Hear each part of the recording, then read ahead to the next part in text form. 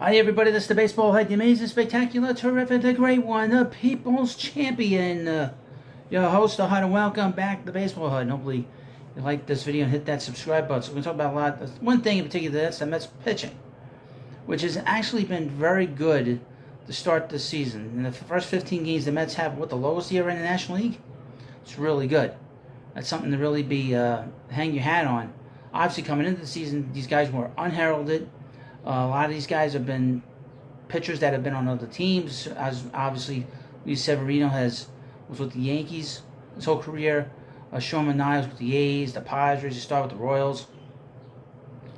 And obviously, Jose Quintana has bounced around, but he's a professional pitcher. All these guys are professional pitchers. And, of course, they brought in Adrian Houser, who's going to start on Monday against the Pirates.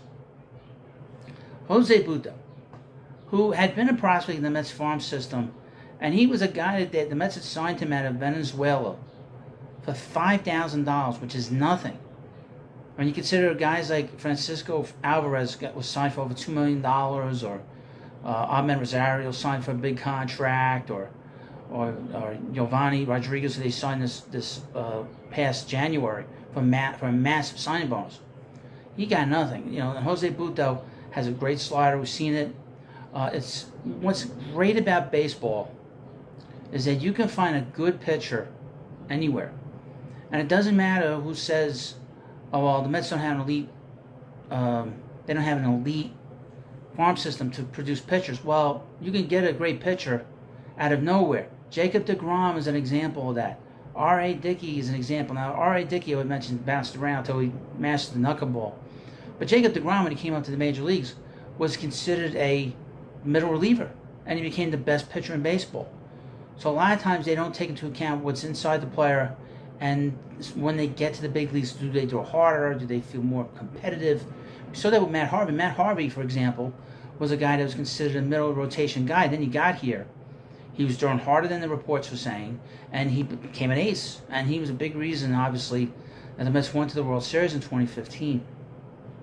So you can get pitching anywhere, and the pitching can get better as it gets up further up the ladder. So, a lot of times with these players, there's a lot of growing pains, and then once you get the final product, those players can come from anywhere. And Jose Butto could be an example of that. And he'd been dealing with a lot of command issues over the last year, specifically last year at Syracuse, walking a lot of batters. Now, obviously, he's shut that down, and he's been striking out a lot of batters. So, in 12 innings, he has struck out 15. He did a great job against the Royals on Sunday, and he's going to get another start. And until he doesn't pitch well, he's going to be here. The Mets are giving these young guys a chance. And speaking of the young guy, I found this article from a website called Kiner's Corner. Who was Kiner? Well, anyway. And this is about Christian Scott. And they go over Christian Scott and what he's doing right now in the minor leagues. Now, this is a kid that was drafted in 2021 by Zach Scott. Remember Zach Scott? Look, driving home after leaving Uncle Steve's party back in the summer of 21. Well, he did a great job. Not in that particular moment, although that got thrown out of court, that charge. He did do a great job with the draft, because that draft in 2021 is known as the Kumaraka draft. They lost Kumaraka, but they had to spend less money on the rest of the draft because they were going to put all this money into him. He didn't sign. But a lot of the guys from that draft are beginning to percolate up to the majors. Dom Hamels won, Mike Vassell, who's right now struggling in AAA, and Christian Scott. Let me read this article just briefly. Scott, who's 24, was the Mets' 5th-round pick in the 2021 draft out of the University of Florida. The Gators used Scott primarily as a reliever since their pitching staff was loaded, but the Mets liked Scott's arsenal enough to have him work as a starter in the minors. After so-so results in 2022, Scott went to another level in 23, going 5-4 for a 2.87 ERA across 3 levels of the minor leagues. Scott racked up 107 strikeouts and 87 2/3 innings pitched, and opponents hit just 199 against him, with a lot of that success coming for a Double-A Binghamton team that advanced to the championship series and the Eastern League. A big key to Scott's rapid development was more reliance on his four-seam fastball, which sits anywhere from 93 to 97 miles per hour and hit 99 points with Binghamton last season. That fastball has allowed Scott to develop impressive differentiation from his splitter, which sits in the upper 80s and rates as a strong secondary pitch, as well as a slider that works for a dirt offering. Control has been the biggest asset to Scott's game since he can throw all three of his pitches for strikes at any time. Scott walked just 12 batters last season and is off to a fast start with AAA Syracuse this year, racking up a 19-1 strikeout to walk ratio. Wow. And just 9 innings pitched. That's pretty good. I mean, 19 strikeouts in 9 innings and 1 walk. Unbelievable. I mean, this kid has a chance to be an ace. I mean, that's what everybody's been saying. Scott has rapidly risen up prospect list, ranking 5th in the team's system according to MLB.com, and has gotten top 100 in the sport consideration from several prominent outlets. With the Mets having only 2 pitchers on the contract beyond this season, the hope is that Scott will be able to internally fill a role in the middle of the rotation in 2025.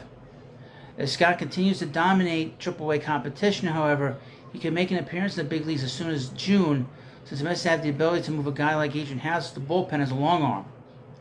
There will likely be an innings cap on Scott this year, since he has yet to throw more than 87 2/3 innings in a professional season, so it will be worth monitoring how deep he's going into games with Syracuse. There doesn't appear to be anyone in the farm system with higher potential right now than Scott, who really has come out of nowhere to become the organization's best pitching prospect. As long as he can stay healthy, Scott has a chance to deliver a strong presence in the Mets rotation, something that will be helpful, very helpful, as the hardest thing to acquire in Major League Baseball is starting pitching and healthy pitching too. But he has a chance to be a big starter. But like I said earlier, you never know who's going to come out of the minor leagues and who's going to be in the majors and then just all of a sudden figure out. I'll give you an older example. Dave Stewart. Remember Dave Stewart of the Athletics? Pitched for the Dodgers. That's a good example because when he pitched for the Dodgers back in the late 70s, early 80s, he was terrible. He was a middle reliever. He couldn't figure himself out. Then he got together with Tony La Russa and Dave Duncan, and those guys straightened him out, and he became a 20-game winner 4 years in a row, and was the backbone for that A's sort of mini dynasty that they had in the 90s. So a pitcher can come out of nowhere, can figure it out. Now maybe Jose Butto was that. Who knows? You never know. You never know. And of course, more recent examples is the Astros. You have a lot of guys there with the Astros that they're figuring it out. And plus you have this pitching lab that we talk about here and there.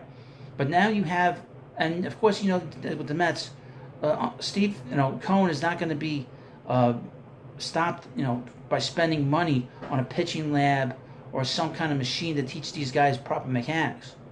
He's going to go above and beyond that and experiment all kinds of stuff to make sure the Mets win. But this is the kind of stuff we all have to look forward to. I would expect Christian Scott will be here, but like this blog said, I would expect that there'll be an innings limit on probably about 120, I would think. Well, before I end this video, I want to let you know I have a store, and the store sells a lot of different items.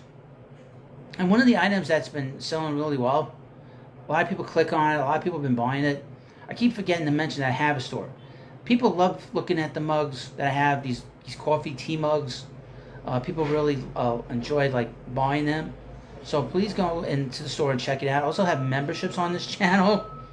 As I'm in a construction zone, the hut's under construction. You don't know. But I'm going to be, that's all available to you for this channel. You want to find a way to support me, buy a product, of course, purchase a membership. You help me out in so many ways. You'll find out a lot of the stuff that I'm talking about, I've been sort of mentioning here and there, how important you are to me over the years. And I can't thank you enough for watching the videos, taking the time to leave great comments. And we're going to be positive moving forward with this team. We're going to help this team as a positive fan base. We're going to blow their asses out of the people that want to be negative 24/7 with our team, America's team. So thank you for watching this video. And of course, please subscribe to Baseball Hut, and I'll see you later.